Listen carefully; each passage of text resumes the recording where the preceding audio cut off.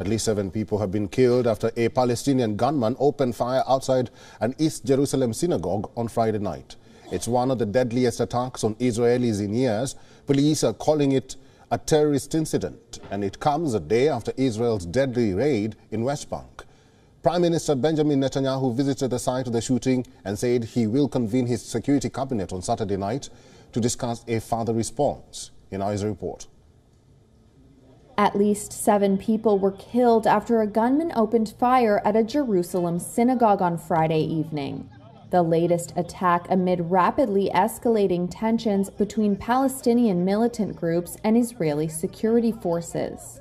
Police said the gunman arrived around 8:15 p.m. and opened fire, hitting a number of people before he was killed by police. There was no immediate claim of responsibility for the attack, which took place as worshippers gathered on the eve of the Jewish Sabbath.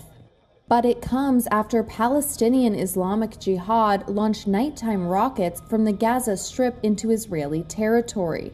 The rockets triggered air raid alarms in Israeli communities near the border with the blockaded Palestinian coastal enclave. Israel responded to the rocket fire with airstrikes into Gaza. And a day earlier, Israeli security forces raided a West Bank refugee camp where they traded gunfire with armed Palestinians.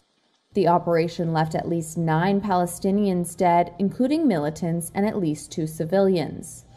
The months of violence, which surged after a spate of lethal attacks in Israel last year, have drawn fears the already unpredictable conflict could spiral out of control, triggering a broader confrontation between Palestinians and Israel.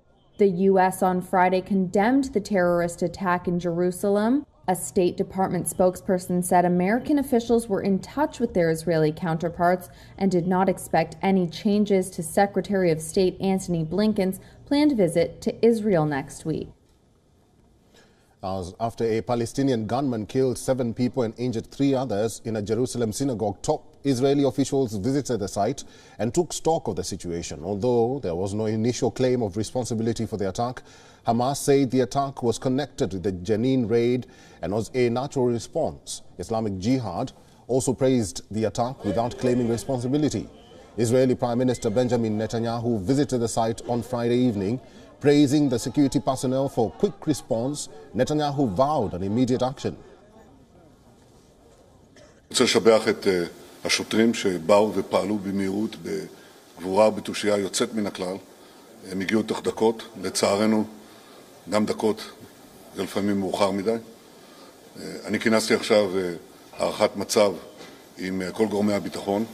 אנחנו החלטנו על כמה פעולות מיידיות. מחר בצאת השבת אני אכנס לקבינט על המשך המענה שלנו. אני רוצה להדגיש שצריך לפעול כאן בנחישות ובקור רוח. אני קורא לאנשים לא לקחת את החוק לידיהם. לצורך זה יש לנו צבא ומשטרה וכוחות ביטחון, והם פועלים ויפעלו לפי הנחיות הקבינט. תודה רבה לכם. Israel's Minister of National Security, Itamar Ben-Gvir, also visited the site. Ben-Gvir, leader of one of the hardline nationalist parties in Israel's new government, was greeted with a mixture of cheers and boos. Some of the people who gathered on the site chanted "Death to terrorists." Meanwhile, U.S. President Joe Biden spoke with Israeli Prime Minister condemning what he called the horrific terror attack. According to a White House readout of the call, the U.S. President made clear that this was an attack against the civilized world and reiterated the ironclad U.S. commitment to Israel's security. United Nations Secretary General Antonio Guterres also condemned the attack.